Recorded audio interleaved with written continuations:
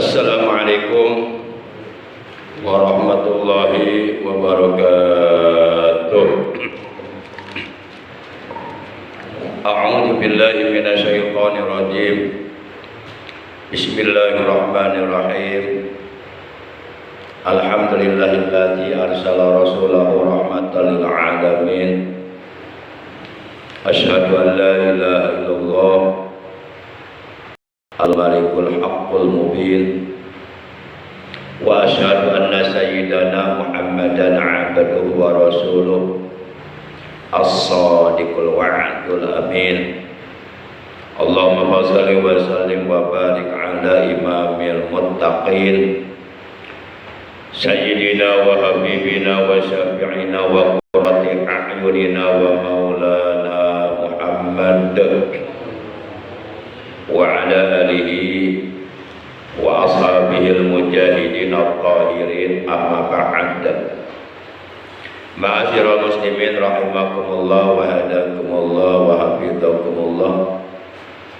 Langsung saja kita awali pengajian rutin kita pada malam ini sebagaimana biasa, yaitu dengan pembacaan Ummul Quran dan dengan pembacaan sholawat yang pahalanya dari bacaan tersebut kita hadiahkan untuk seluruh ahli kubur, keluarga kita yang telah mendahului kita, terutama untuk kedua orang tua kita, juga untuk kakek nenek kita, para sesepuh kita, guru-guru kita, paman bibi kita, kakak adik kita, anak cucu kita, dan saudara-saudara kita.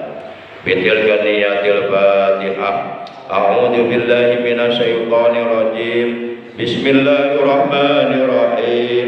Alhamdulillahi rabbil alamin. Arrahmanir rahim.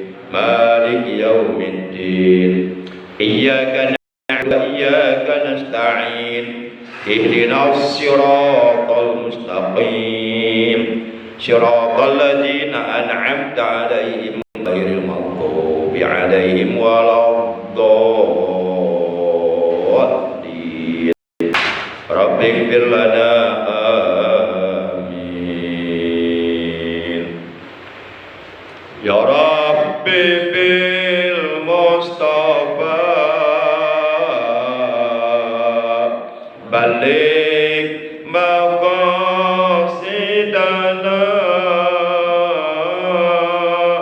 waghfir lana ma madha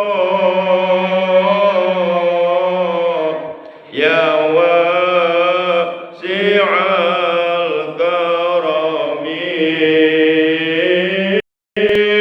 waghfir lana ma madha ya wasi'al karami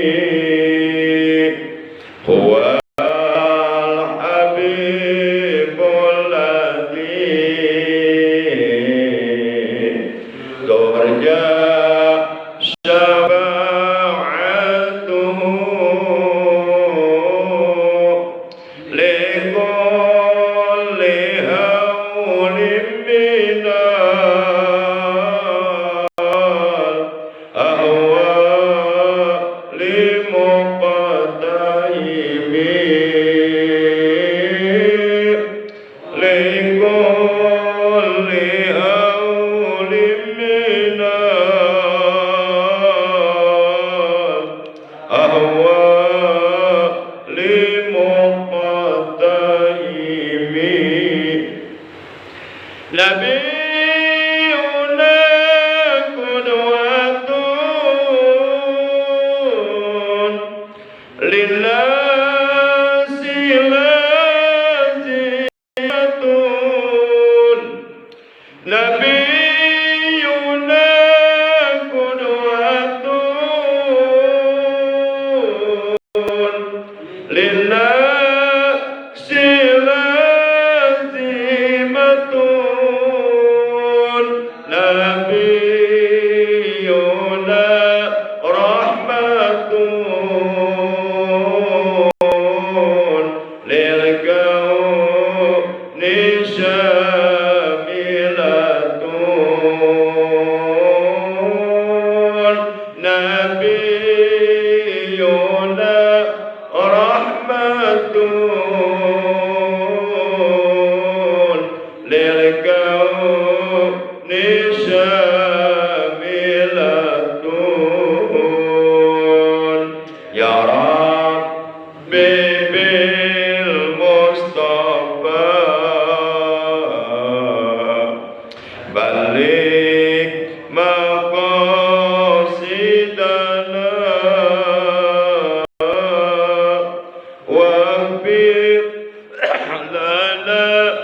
ma madha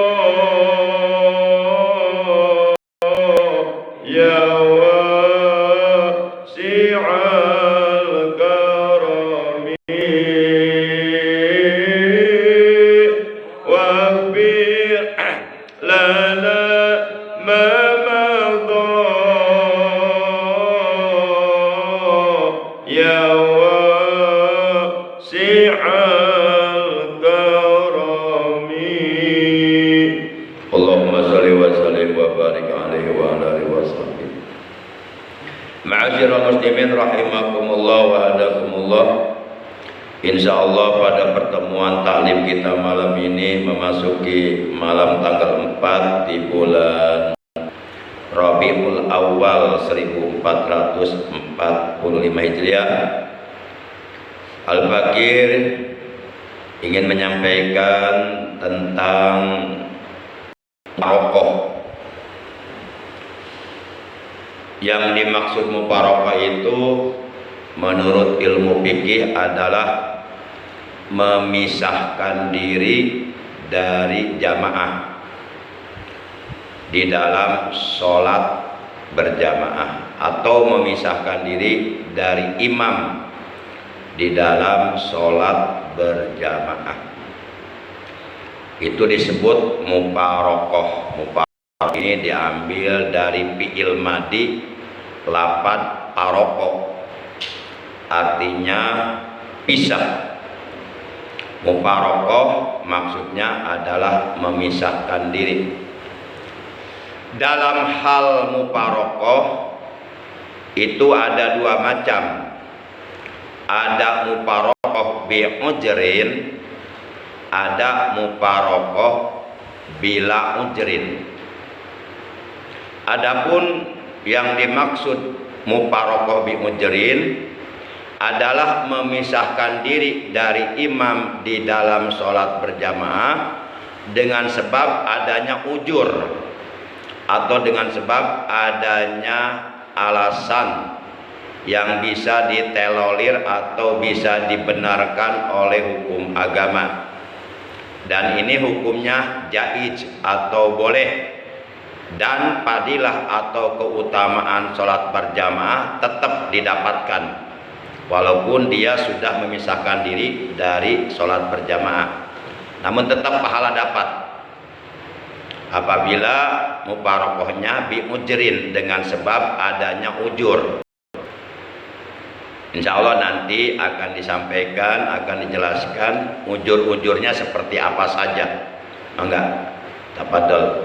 Yang kedua, mubarakah bila ujrin atau mubarakah bigoiri ujrin, yakni mubarakah memisahkan diri dari imam di dalam sholat berjamaah tanpa adanya ujur, tanpa adanya alasan yang bisa dibenarkan oleh hukum. Baik, untuk lebih jelas terlebih dahulu Al-Fakir akan membacakan keterangannya. Terdapat di dalam kitab Fathul Mu'in halaman 35 baris yang ketiga dari atas. Diterangkan wa tajujul mubarakatu bila mujrin ma'al karohati fatabutu fadilatul jama'ati wal mubarakatu bi mujrin kamurah khosi tarki jama'atin wa tarkihi sunnatan maqsudatan katasyahudin awalin wa kunutin wa suratin wa tatwilihi wa bil ma'mumi dhaifun au syughlun la tabutu fadilatuha wa qad tajibul mubarakatu ka'an arada mubattilun lis salati imamihi wa qad alimahu fayal jamu niyatuha fawron wa illa batalat wa illam wa illa yutabi'hu ittifaqan kama fil majmu'. Nah, ini keterangannya. Baik, keterangan tersebut kita artikan. Wa tajuju dan jaiz atau wenang atau boleh hukumnya. Opo al muparaqatu muparaqah, yakni memisahkan diri dari imam di dalam sholat berjamaah bila ujrin dengan tanpa adanya ujur, yakni dengan tanpa adanya alasan yang dibenarkan oleh hukum, ma'al karohati yang disertai dengan kemakruhan. Fataputu maka menjadi luput atau menjadi hilang opo padilatul jamaati, padilah atau keutamaan atau keuntungan sholat berjamaah. Nah, ini yang pertama. Yang pertama ini menerangkan tentang muparokoh bila ujri. Muparokoh atau memisahkan diri dari imam di dalam sholat berjamaah bila ujrin dengan tanpa adanya ujur. Nah, ini hukumnya makruh. Makruh. Dan padilah berjamaahnya atau keutamaan sholat berjamaahnya atau pahala sholat berjamaahnya menjadi hilang. Kan kalau sholat berjamaah itu lebih afdol daripada sholat munfarid, daripada sholat sendirian dengan selisih 27 darajah. Sebagaimana dalam hadis, sholatul jamaah tabdulu min sholatil fard bisab'in wa isrina darajah. Sholat berjamaah, yakni sholat berjamaah di dalam sholat fardu 5 waktu, yaitu subuh, zuhur, asar, maghrib, isya, itu lebih unggul, lebih afdal, lebih utama, lebih besar pahalanya min sholatil fard daripada sholat sendirian bisab'in wa isrin darajah dengan selisih 27 darajah. Nah, apabila kita sedang dalam keadaan bermakmum kepada seorang imam di dalam sholat berjamaah, kemudian umpama misalnya jikalau apabila seandainya andai kata tanpa adanya ujur, tanpa adanya alasan, tiba-tiba kita memisahkan diri dari imam dalam sholat berjamaah tersebut, maka ini hukumnya makruh, dibenci, dan padilah berjamaahnya yang 27 terputus atau hilang, enggak didapatkan apabila muparokohnya seperti itu, muparokohnya tanpa adanya ujur. Jadi enggak ada alasan yang dibenarkan oleh hukum agama, tiba-tiba memisahkan diri. Nah, ini makruh. Ini muparokoh bila ujrin, hukumnya makruh, dan padilah berjamaahnya hilang. Kemudian kita lanjutkan wal muparokotu, bermula muparokoh atau memisahkan diri dari imam di dalam sholat berjamaah bi ujrin, dengan sebab adanya ujur. Nah, ini yang kedua. Ini yang kedua.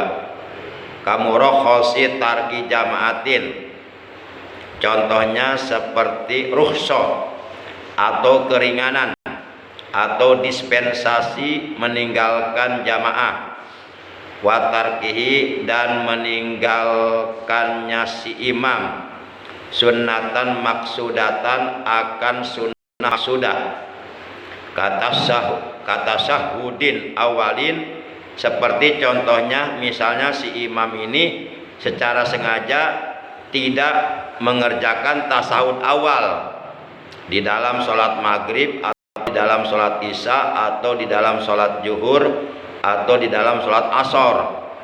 Dia meninggalkan tasawuf awal dengan sengaja. Wa kunutin, dan ataupun si imam ini meninggalkan doa kunut di dalam sholat subuh secara sengaja. Wa suratin, dan ataupun si imam ini meninggalkan bacaan surah setelah Fatihah yang status hukumnya sunnah qauliyah. Wa tatwilihi, dan ataupun panjangnya sholat si imam Itu wabil makmumi, sedangkan makmum dhaifun itu lemah, yakni makmumnya udah sepuh. Jadi kalau berdiri lama enggak kuat gitu, kalau sholatnya lama-lama atau sujudnya lama-lama enggak kuat karena sudah sepuh.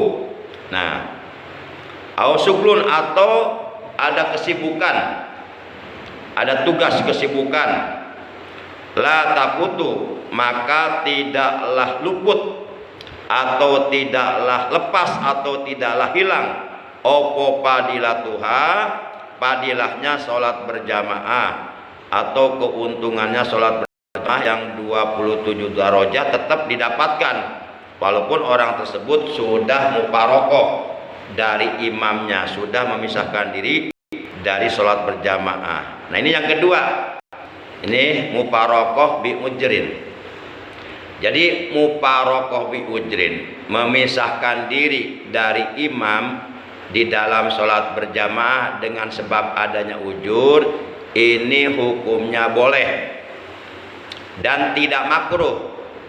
Bahkan padilah berjamaah tetap didapatkan, tidak luput, tidak hilang, tidak lepas, tidak terputus, walaupun dia sudah keluar dari sholat berjamaah. Kenapa? Karena dia muparokohnya biudrin, dengan sebab adanya ujur. Seperti contoh ujur yang bisa ditolerir oleh hukum agama, yang dibenarkan oleh hukum agama. Misalnya seseorang bermakmum kepada seorang imam, yang imam tersebut secara sengaja di dalam sholat fardunya, di rakaat pertama dan di rakaat kedua, dia tidak membaca surah secara sengaja. Nah, bagi si makmum tersebut dibolehkan muparokoh karena ada ketidakcocokan, dibolehkan muparokoh dari imam tersebut. Dan ketika si makmum tersebut sudah muparokoh, sudah memisahkan diri dari imamnya tersebut, tetap pahala berjamaah 27 derajat enggak putus, enggak lepas, enggak luput, tetap didapatkan gitu. Karena kalau dia enggak muparokoh, maka dia otomatis enggak ikut baca surat, karena imamnya langsung ruku setelah Fatihah, sehingga kesunahan sholat ditinggalkan. Padahal menurut jumhur ulama fuqaha, kebanyakan mereka berpendapat bahwa kesunahan-kesunahan yang ada di dalam sholat, baik sunnah qauliyah, sunnah sebangsa ucapan, seperti membaca surah setelah Fatihah, atau membaca tasbih di dalam ruku ataupun di dalam sujud, atau membaca doa duduk di antara dua sujud dan sebagainya. Nah, kesunahan yang ada dalam sholat, apalagi kalau kesunahan tersebut memang kesunahannya dikokohkan, apabila secara sengaja ditinggalkan itu menyebabkan makruh. Dan ketika kita melakukan kemakruhan gara-gara kita meninggalkan kesunahan yang ada dalam sholat, maka itu artinya menunjukkan bahwa sholat yang kita kerjakan tidak sempurna. Para jamaah yang dimuliakan oleh Allah Subhanahu wa Ta'ala, atau misal si imam ini secara sengaja di dalam sholat subuh dia enggak membaca doa kunut, walaupun status hukum membaca doa kunut di dalam sholat subuh pada rakaat kedua setelah ruku, setelah itidal sebelum sujud, hukumnya adalah sunnah ab'ad, termasuk salah satu dari sunnah ab'ad yang 7. Namun apabila secara sengaja kita meninggalkan bacaan doa kunut di dalam sholat subuh, maka bagi makmum yang mendapati imamnya seperti itu, dia oleh hukum dibolehkan, diberikan kewenangan untuk muparokoh dari si imam tersebut. Atau misal si imam ini secara sengaja dia tarku tasahudin awalin, meninggalkan tasahud awal dalam sholat zuhur, asar, maghrib. Secara sengaja dia tinggalkan tasawuf awal.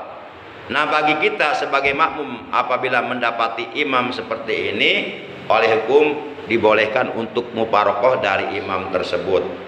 Dan ketika kita sudah muparokoh, tetap fadilah berjamaah yang 27 derajat tidak terputus, tidak hilang, tidak luput, tidak lepas, tetap kita dapatkan. Karena kita muparokohnya biujrin, dengan sebab adanya ujur. Ujurnya yaitu ada alasan yang dibenarkan oleh hukum agama, karena mendapati ketidakcocokan dengan si imam tersebut, karena si imamnya meninggalkan kesalahan. Para jamaah yang dimuliakan oleh Allah Subhanahu wa taala, atau misal si imam ini sholatnya panjang-panjang, baca suratnya panjang. Rakaat pertama setelah Fatihah baca Al-Baqarah 286 ayat. Kan lama tuh berdirinya. Sedangkan di belakang kakek-kakek udah sepuh. Kalau kelamaan berdiri dia bisa ngejolongjong, sesoloyongan, atau bisa pingsan. Kemudian di rakaat kedua setelah Fatihah baca surat Ali Imran 200 ayat. Kemudian rukunya juga lama, baca tasbihnya 11 kali.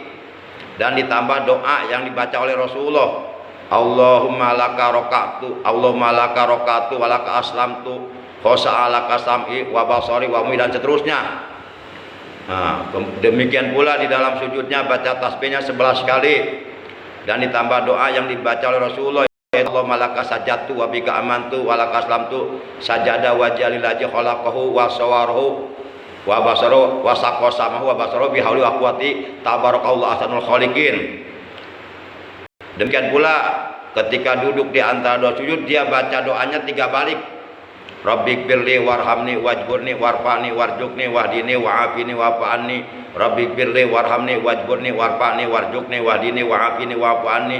Rabbik birli warhamni wajburni warfani warjukni wahdini wa'afini wa'afani. Itu boleh 3 kali juga.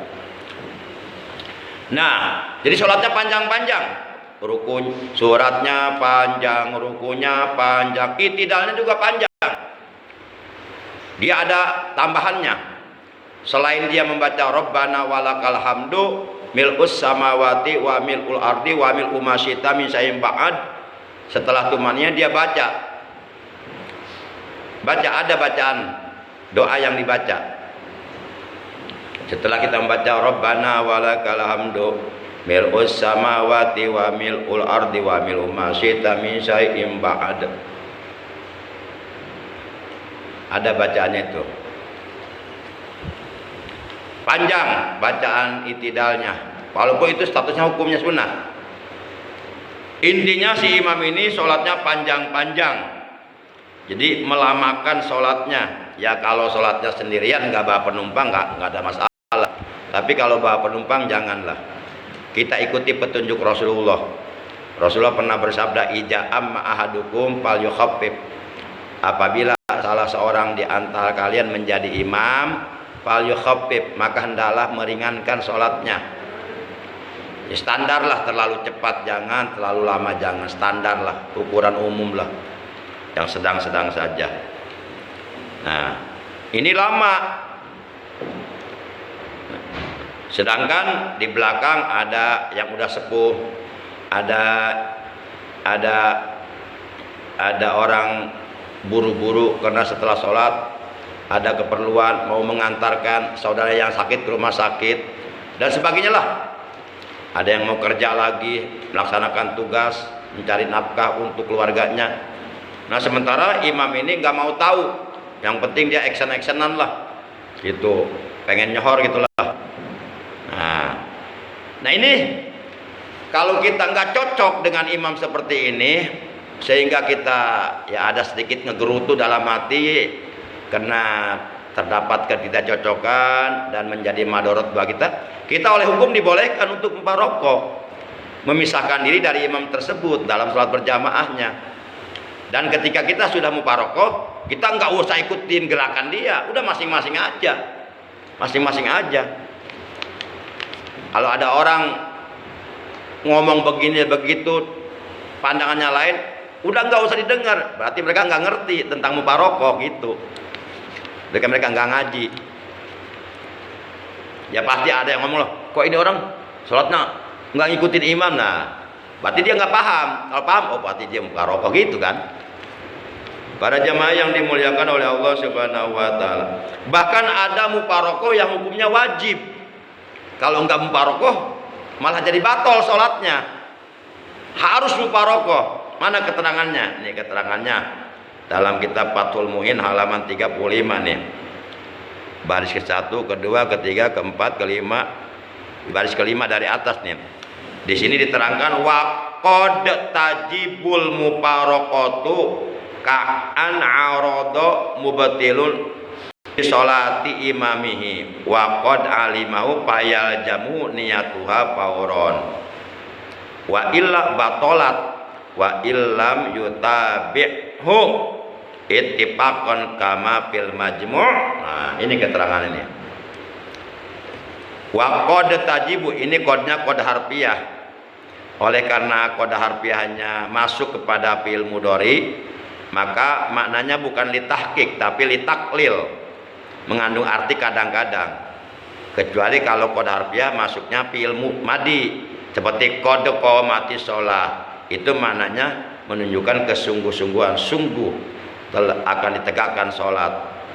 Maka kita berdiri ketika mendengar bacaan qad qamati shalah yang dibaca oleh orang yang iqamah, dan kita maju ke depan bikin barisan sholat itu sunnah.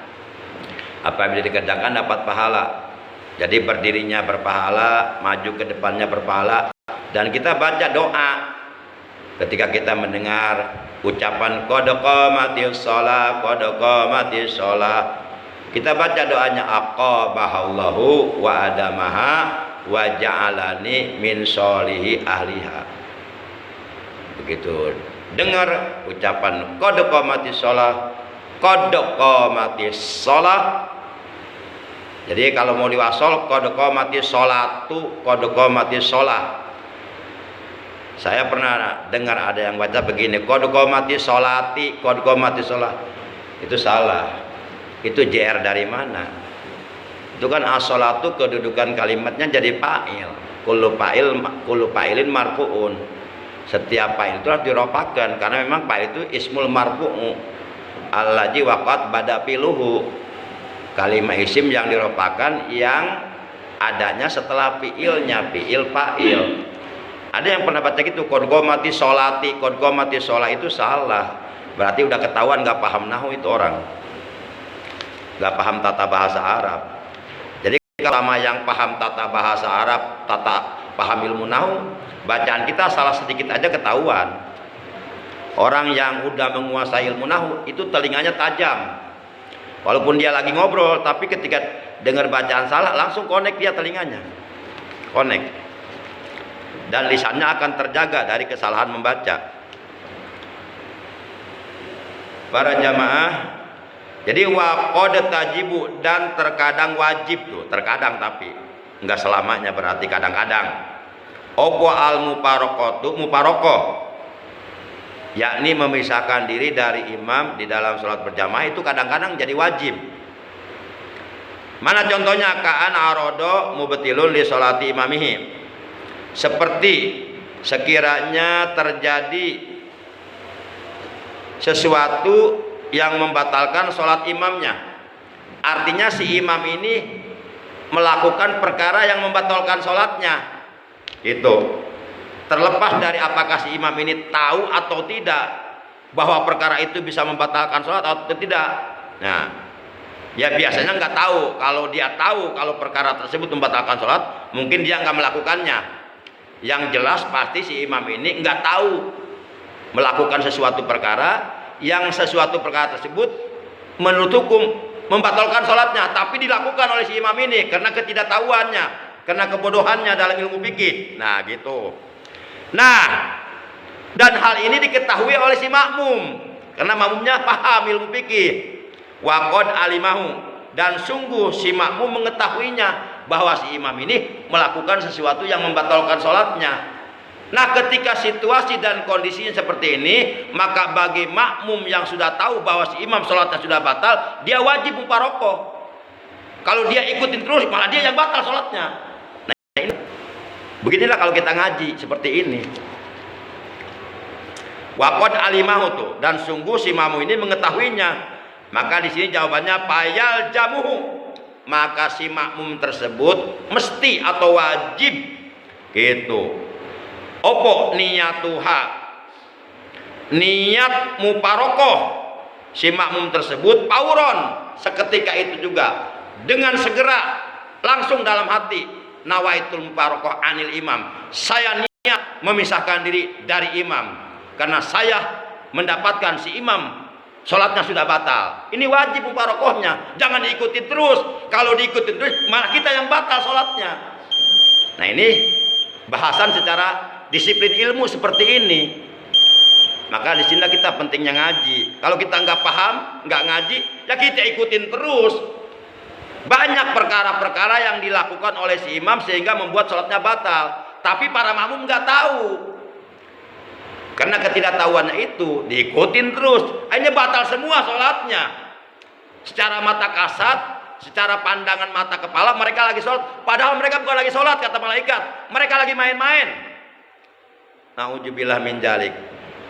Jadi sholat seseorang benar atau tidak, sempurna atau tidak sempurna, itu diketahui dengan ilmu, bukan dengan mata kepala, tapi dengan ilmu. Pada jamaah, oleh karena sudah masuk waktu. Di sini katakan wa illa, jikalau si makmum tersebut tidak memisahkan diri dari imamnya, padahal ia tahu bahwa si imamnya sholatnya sudah batal karena dia melakukan sesuatu yang membatalkan sholatnya. Kalau si makmum tidak muparokoh, tidak memisahkan diri dari imamnya, batolat, maka batal sholatnya si makmum. Wa ilam yutabi'u, sekalipun si makmum tersebut tidak mengikuti gerakan imam, ittifaqon. Nah ini ittifaq, kesepakatan para ulama. Jumhur ulama fuqaha, seluruh para ulama ahli fikih sepakat hal seperti ini. Kama fil majmu', hal ini juga sebagaimana diterangkan di dalam kitab Al-Majmu'. Demikian talim kita malam ini. Oleh karena sudah masuk waktu Isya, kurang lebihnya mohon maaf. Terima kasih atas perhatiannya, atas kehadirannya. Semoga apa yang kita bahas dalam talim yang mulia ini dari awal hingga akhir oleh Allah dijadikan ilmu yang bermanfaat, ilmu yang barokah, ilmu yang disertai hidayah, ilmu yang dapat menyempurnakan ibadah kita kepada Allah. Dan kita berharap semoga ibadah kita, terutama sholat 5 waktu yang kita kerjakan selama kita hidup dalam dunia, semoga kelak di hari kiamat diterima oleh Allah Subhanahu wa taala. Amin ya Allah ya rabbal alamin. Akhirnya mari kita tutup taklim kita malam ini dengan ucapan hamdalah. Alhamdulillahi rabbil alamin. Subhanakallahumma wa bihamdika asyhadu an la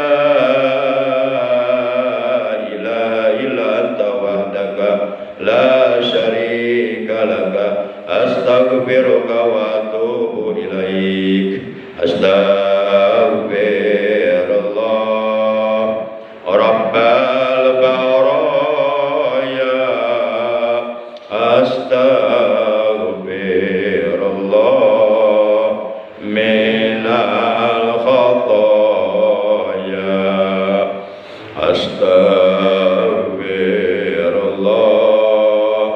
rabbal baraya, astaghfirullah minal khataya. Allahumma ighfir lana dzunubana wa liwalidayna warhamhuma kama rabbayana shighara wa li abaina wa ummatina wa a'mamina wa ammatina wa jadadina wa jaddatina wa li auladina kullihim wa li ikhwanina wa li akhwatina wa li qarabatina wa li ustadina wa li mu'allimina wa li masyayikhina wa liman hadana wa alaina ilal khair wa liman ahsana ilaina wa li jami'il muslimina wal muslimati wal mu'minina wal mu'minati la yahyi minhum wal ambat. Rabbana zidna ilman nafi'an hidayah wal barakah. Allahumma nas'alukal huda wa tuqa wal afafa wal ghina. Rabbana fid dunya hasanah wa fil akhirati hasanah wa qina adzabannar. Wa sallallahu ala sayyidina Muhammad wa ala alihi wa sahbihi wa baraka wa sallam walhamdulillahi rabbil alamin. Hadanallahu wa iyyakum ajmain. Wassalamualaikum warahmatullahi wabarakatuh.